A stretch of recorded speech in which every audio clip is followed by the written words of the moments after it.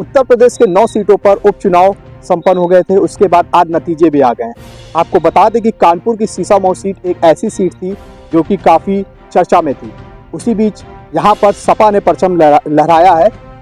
सपा प्रत्याशी नसीम सोलंकी जो कि 8,629 वोटों से विजयी हुई हैं। साथ में हमारे साथ मुस्लिम महासंघ के राष्ट्रीय अध्यक्ष अकील अहमद खान जी हैं। उनसे जानेंगे कि आखिर ये चुनाव जो हुआ है इसमें उन्होंने वो भाजपा समर्थक भी रहे हैं और वो समाज सेवी भी हैं।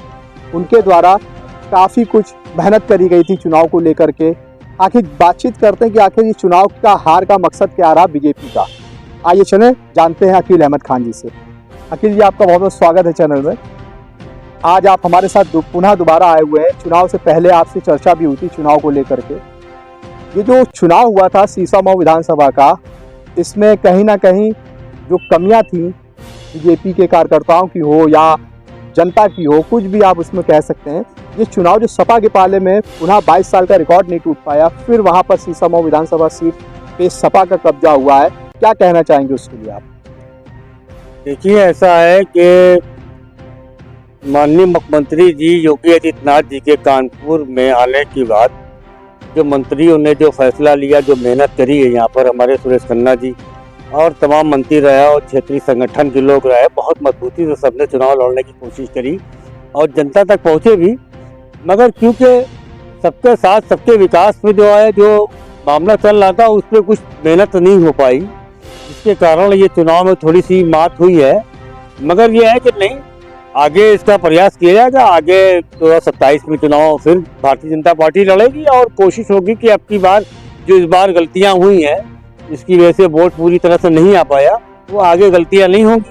क्योंकि सरकार भारतीय जनता पार्टी की है। 9 सीटों पे जो है हमारी सरकार, हमारे जो है 9 सीटों पे विधायक बने हैं।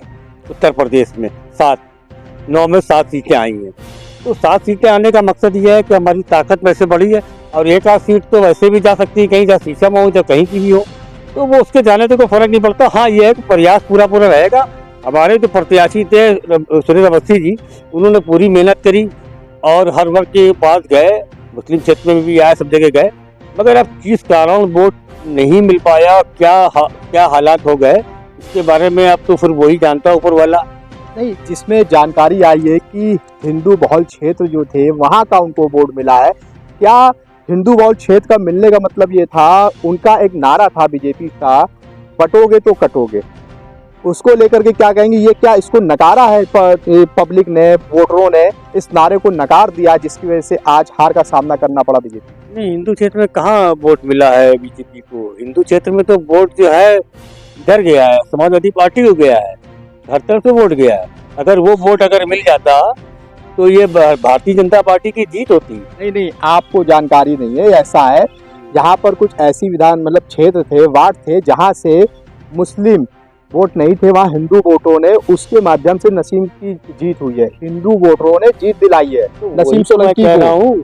वही मैं कह रहा हूँ कि समाजवादी पार्टी की जो जीत हुई, वही वोट अगर भारतीय जनता पार्टी में आता तो भारतीय जनता पार्टी के सुरेश अवस्थी की जीत होती। ऐसा क्यों? मतलब वही तो मैं कह, ऐसा क्यों हुआ? मतलब या तो इस नारे को जनता ने नकारा है, आप क्या कहेंगे इसके लिए? मतलब इस जो बटोगे तो कटोगे जो नारा हुआ था, उसको लेकर के आपकी क्या राय? मतलब ये जो नारा था बीजेपी सरकार का, उसके लिए क्या कहें? बस ये आपसे छोटा सा पॉइंट पूछा। देखिए, नकारा क्या है, जनता ने सबके साथ सबके विकास पे जनता जो है ये काम करना, हिंदू मुस्लिम सिख ईसाई। मेरी बात सुनिए, आप एक समाज सेवी है, समाज सेवी के माध्यम से मैं आपसे क्वेश्चन कर, आप उसको अन्यथा ना लीजिएगा। मतलब ये क्वेश्चन केवल एक समाज सेवी के माध्यम से आपसे, आप समाज सेवी हो, आप समाज में रहते हो, हर वर्ग के साथ उठते बैठते हो, तो आप भी बैठे हो, चुनाव के माहौल को आपने जाना होगा, पहचाना होगा, आप क्या कहना चाहोगे इसके लिए? बस ये पूछना आप। देखिए, 9 सीटों में 7 सीटें भारतीय जनता पार्टी के पास आई। वो सारी जगह पे नारा चला। वो नारा जो है एक विशेष वर्ग के लिए नहीं था, वो नारा जो है अपने लोगों को एक करने का था, चाहे वो हिंदू समाज को हो और चाहे वो मुस्लिम समाज को हो, और चाहे वो आप ले लीजिए कि हर वर्ग के जो लोग हैं, हिंदू मुस्लिम ईसाई सरदार, सबको जोड़ने की बात हो।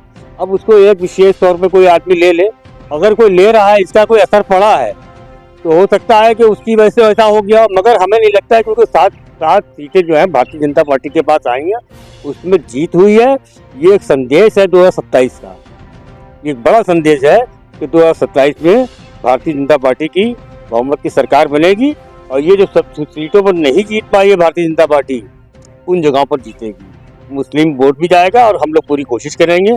जो कोशिश नहीं हो पाई इस बार, अगली बार कोशिश होगी, पूरी मेहनत होगी और भारतीय जनता पार्टी की जीत होगी। ये हमारे साथ अकील अहमद खान जी हैं, जिन्होंने जानकारी दी है कि चुनाव का जो मेन उपदेश था वो वोटरों के ऊपर रखता है। यहाँ से हिंदू बहुल क्षेत्रों से भी नसीम सोलंकी को वोट दिए गए हैं। वो एक सोच होती है जनता की, कि जनता जैसा सोचेगी वैसे ही वोट के चुनाव में। इस समय कोई भी किसी तरीके का कोई ऐसा दबाव नहीं था किसी जनता पे या कुछ। कानपुर की सीट जो सीसामऊ सीट है बहुत ही बहुमूल्य सीट थी, जिसको लेकर के हमारे साथ आज अकील अहमद जो कि मुस्लिम महासंघ के राष्ट्रीय अध्यक्ष हैं, उनसे चर्चा हुई है। इसी तरीके हर एक बड़ी खबर से आप जुड़े रहें, मैं आपको हर एक खबर से रूबरू कराऊँ। जय हिंद, जय भारत।